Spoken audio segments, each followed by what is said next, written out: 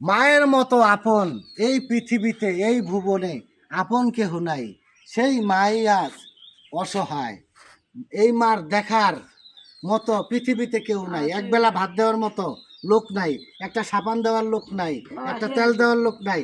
তার ঘরে যে ঘরে থাকে এই রোদের ভিতরে প্রচন্ড গরম। আচ্ছা, আপনার এখন কি পরিস্থিতি? ঘরে বলতেছি খবরটাই ঘর হুক বাইরেছে আর বাইরেছে ভেঙে গেছে ঘর। সরকার খাওয়া দাওয়া খাওয়া দাওয়া এলাকার লোকজন করায়। এই এলাকার লোকদের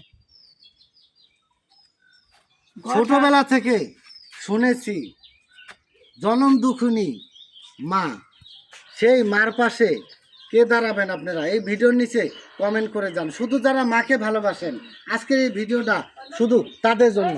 আসেন, এই যে দেখেন এই মায়ের ঘরের দরজাটার পরিস্থিতিটাই খালি দেখে আপনারা অনুমান করতে পারেন যে তার ভিতরে কি পরিস্থিতি আছে।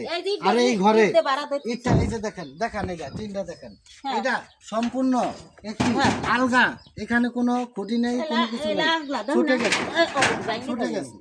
ঠিক আছে, যদি কেউ পারেন, এমন কেউ যদি পারেন আপনারা ঘরটি নির্মাণ করে দিবেন, তারা এই ভিডিওর নিচে কমেন্ট করবেন। আপনাদের কাছে কোনো আমি কোনো অর্থ সহযোগিতা চাই না।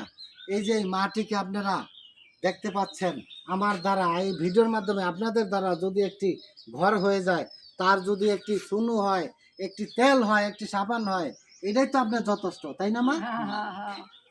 দেখেন, হ্যাঁ, যারা দেশ বিদেশে আছেন, অনেকের বিদেশি ভাইরা আমার ভিডিও দেখেন, সৌদি আরব, আমেরিকা, লন্ডন থাকেন, আমার ভিডিও বাংলাদেশ পুরো পৃথিবীর মানুষ কে না দেখেছেন। তো এই ভিডিওটা আপনারা একটু শেয়ার করে দেবেন। আমি কখনো কোনো ভিডিওতে আমার ভিডিও শেয়ার করতে আমি বলি না, আমার ভয়েস আমি কখনোই দেই না। তাই আজকে আমি আসলাম, আজকে কিন্তু 17 রোজা চলতেছে, 17 রোজা। এই পৃথিবীতে আজকে মরলে কালকে 2 দিন। অনেক কোটিপতির সাথেই জীবনে আমি চললাম, কোটি কোটি টাকার গাড়ি। মরে গেলে শুধু দেখলাম যে খালি কাফনের কাপড় ছাড়া আর কিছুই সাথে যায় না।